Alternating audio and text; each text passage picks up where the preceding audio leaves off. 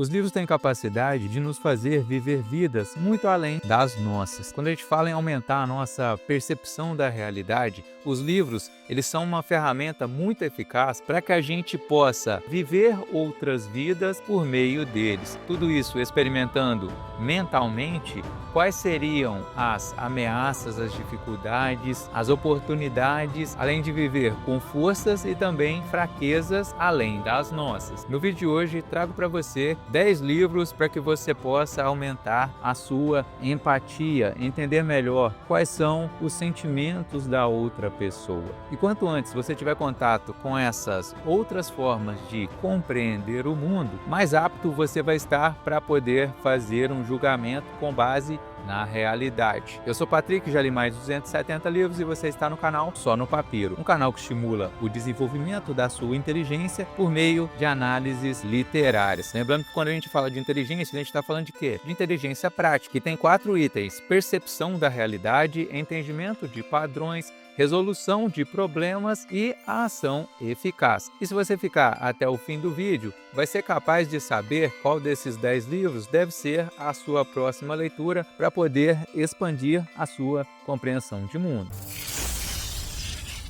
Como o assunto é empatia, separei em 3 categorias pra gente. Mudou a minha alma, soco no estômago, olha, esses aqui são socos para valer, e caminho da redenção. E por caminho da redenção, nós podemos estar falando de 3 coisas: reconhecimento da queda, ou seja, a pessoa encara um erro, abandona as culpas e aceita a verdade sobre si. A travessia pela dor, que é quando o sofrimento deixa de ser apenas uma punição e vira também um processo de purificação, de aprendizado e também de conflito anterior, e também da reconstrução do eu, a reconstrução do ego, que é uma redenção que se completa quando a pessoa muda totalmente o seu caráter, sua atitude e o seu propósito. Primeiro vamos falar sobre A Revolta de Atlas, de Ayn Rand, um livro excepcional que vai falar sobre a importância dos empresários para a manutenção e também o desenvolvimento da nossa sociedade. Aqui vai contar pra gente a história de Dagny Taggart, que é gestora de uma empresa de ferrovias, e o Estado ele está sempre tentando atrapalhá-la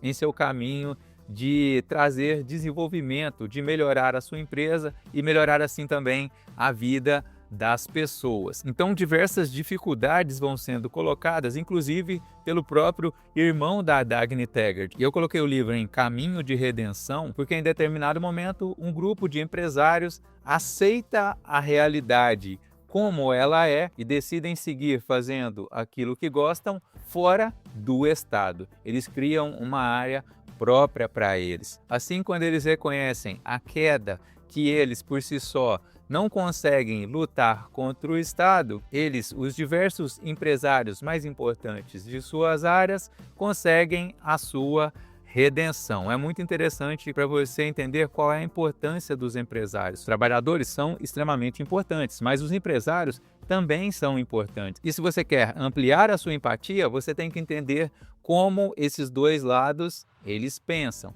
Depois nós temos Otelo, o Mouro de Veneza. Foi um verdadeiro soco no estômago, porque quando tem Shakespeare a gente sabe que tem tragédia. E o final desse livro foi muito chocante. Então vai contar a história de Otelo, que é um mouro que cresceu muito no exército daquele local em que ele morava, que era uma cidade italiana, que era casado com Desdémona, mas tinha um cara que é um dos piores vilões que eu já vi, que se chama Iago. O Iago cria um plano absurdo que acaba dando certo, manipula o Otelo e no fim ele faz uma coisa que é um verdadeiro soco no nosso estômago. Ih, rapaz. Esse final aqui foi da pesada, gostei pra caramba. Inclusive, se você for ler uma peça, é muito importante que você faça o que Mortimer Adler recomendou pra gente em Como Ler Livros, que é importante que você haja como se fosse um diretor. Você joga o foco para um personagem, depois para o outro, imagina como eles estão se movimentando e usando a sua criatividade. Por vezes vai ser mais legal do que você assistir a uma peça de verdade interpretada por atores. Depois nós temos 1984, de George Orwell. Foi um livro que mudou a minha vida porque eu fiquei chocado. Ali eu vi como a política funciona. 1984 vai trazer pra gente o personagem Winston, que ele trabalha para o governo no Ministério da Verdade, e por lá tem tudo menos verdade.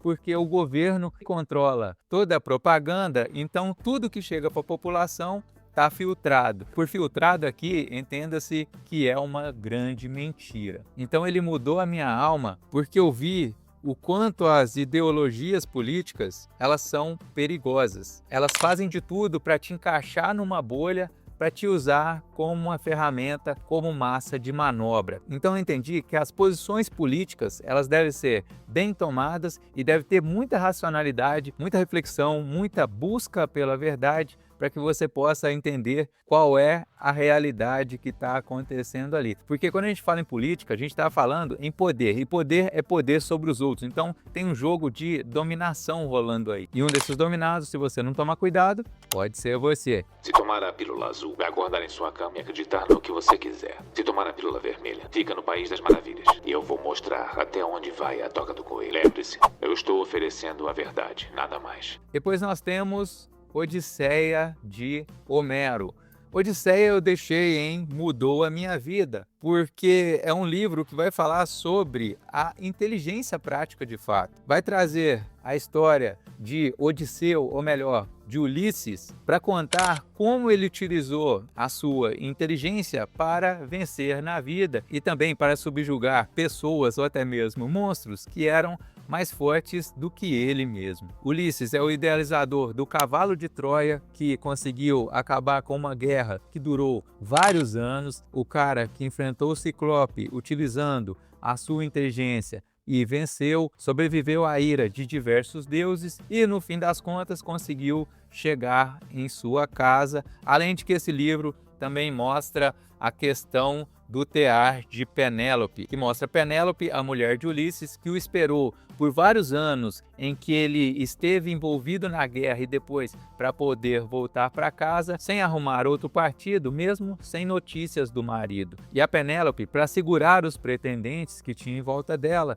todo dia costurava uma mortalha, depois desfazia aquela costura, falando que quando terminasse essa mortalha, que é uma roupa que é colocada em pessoas falecidas, em defuntos, então ela estaria pronta para arrumar um pretendente. Depois nós temos a Metamorfose de Kafka. Olha, esse aqui nem demora muito para escolher, é um verdadeiro soco no estômago, porque mostra pra gente Gregor Samsa, um cara que simplesmente do nada, como acontece nos livros do Kafka, que são livros excelentes, ele acordou metamorfoseado num inseto monstruoso, não fala qual inseto é, e de arrimo de família, aquele que alimentava sua família, ela figura financeira mais importante, ele passa a ser um inútil, a ter que ser cuidado pelos seus familiares. E como a gente está falando em empatia, aqui você pode colocar aquelas pessoas que não têm nada mais a oferecer para as outras, que estão numa situação de dependência total. Então você se coloca numa situação extremamente difícil de ter que depender das outras pessoas para fazer tudo. E no caso, o maior soco no estômago vem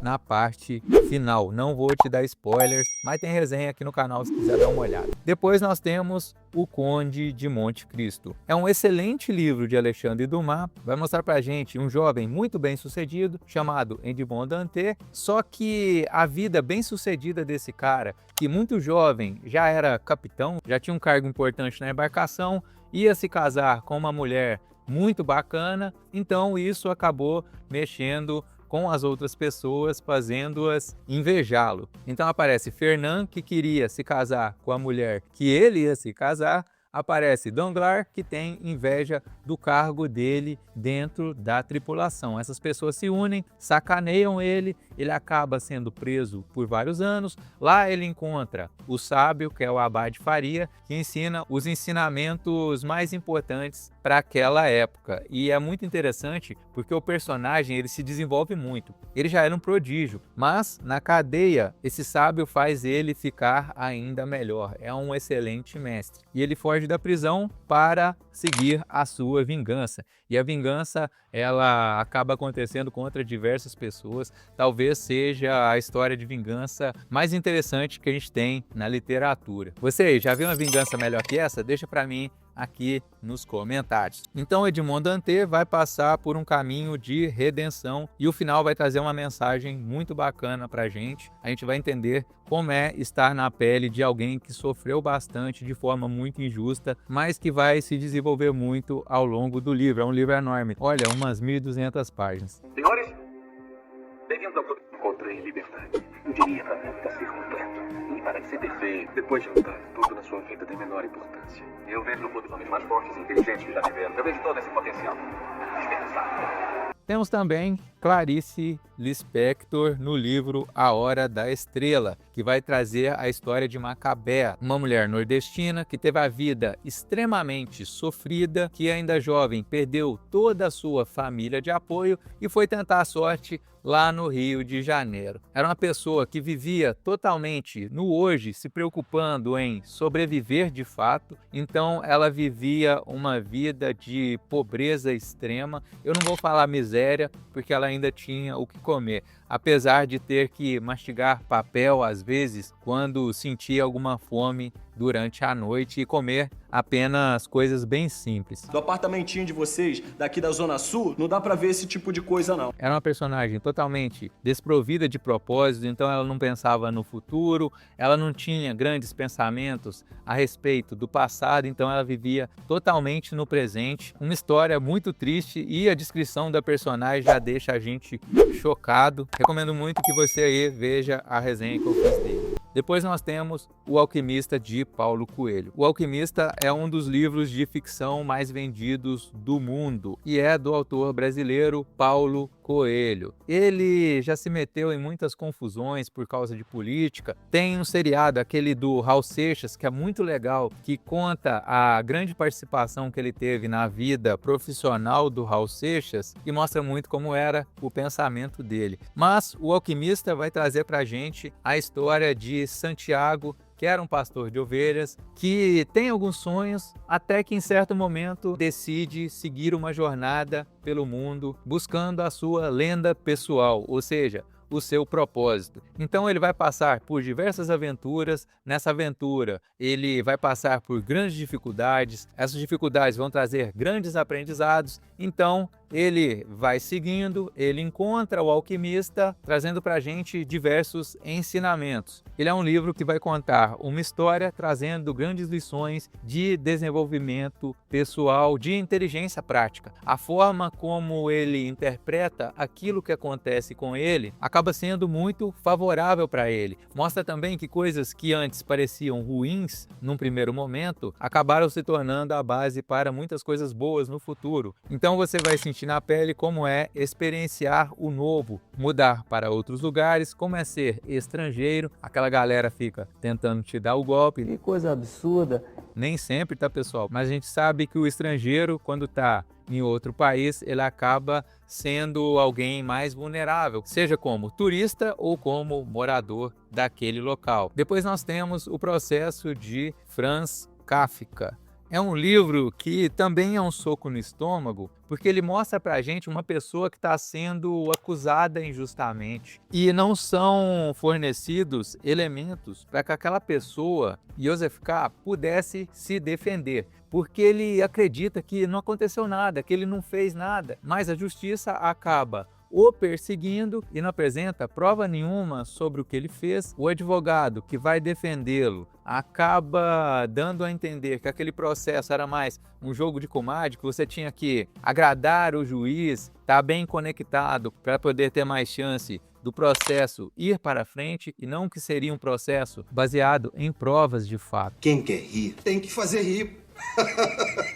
Então o personagem fica totalmente perdido, ele não sabe qual é a acusação, então ele não sabe também como ele poderia se defender daquilo. É um livro que vai mostrar que a justiça nem sempre é justa. Então, utilizando a empatia, você vai se colocar no lugar de uma pessoa que foi acusada injustamente. E pessoal, um processo judicial ele pode levar a uma conclusão que não está ligada à verdade real, mas sim à verdade dos autos. Se tem uma acusação, tem uma prova forte de que você poderia ter feito aquilo, mesmo que você não tenha feito, se as provas estão levando naquela direção, você pode ser condenado injustamente.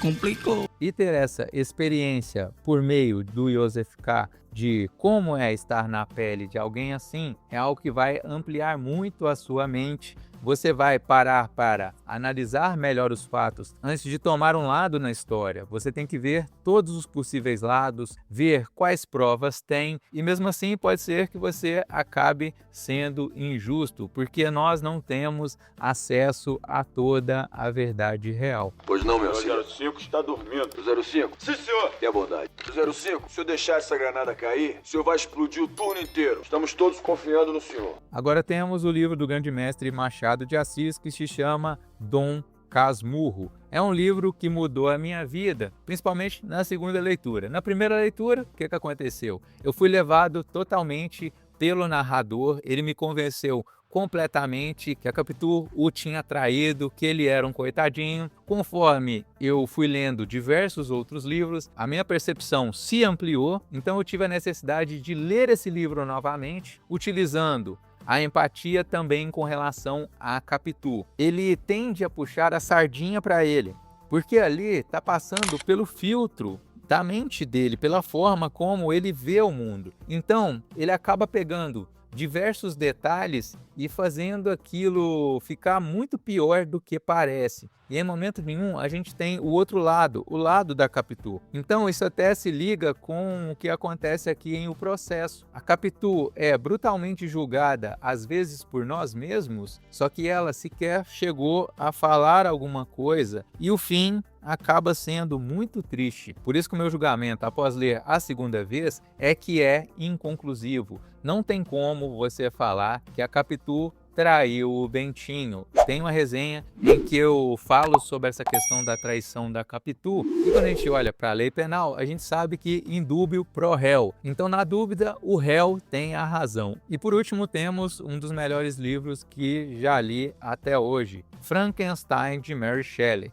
Foi um livro que mudou minha vida, principalmente porque foi um livro que me proporcionou muito prazer ao lê-lo. Poucas vezes senti essa vontade de devorar o livro, de lê-lo o mais rápido possível, porque aquela história era extremamente interessante. Cheguei nele achando que Frankenstein era o monstro, até que eu descobri que se tratava de Victor Frankenstein, que é o cientista que criou aquele monstro, que na verdade é a criatura. E a questão da empatia aqui não é com relação ao próprio Dr. Victor Frankenstein, que acaba se ferrando muito com a vingança desse monstro contra ele. Victor Frankenstein simplesmente cria o monstro, dá vida para aquela criatura que é um retalho de diversos outros corpos, depois foge daquele monstro, o abandona, tendo seu ego extremamente inflado, porque ele conseguiu fazer algo que apenas os deuses são capazes, que é o dom da vida. Já tem análise de todos esses livros aqui no canal, vou deixar para você o link aqui na descrição, deixo também o link de compra, e comprando por ele, você ajuda este canal a trazer conteúdos cada vez com mais qualidade. E agora eu quero saber de você, quais desses livros